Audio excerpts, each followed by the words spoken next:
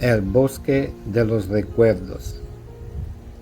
Donde quiera que vivamos en esta tierra, mejor refugio que el bosque no se encuentra. El silbido de los abetos doblados en los vientos te recordará y te llevará a viejos recuerdos.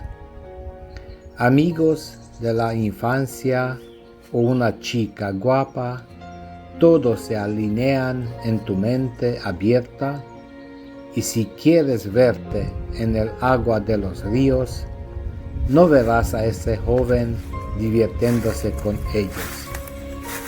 Han pasado los años, todo ha cambiado, lo que está escrito para ti queda escrito. Por eso, amigo, vive tu vida en concreto y disfruta de este bosque misterioso.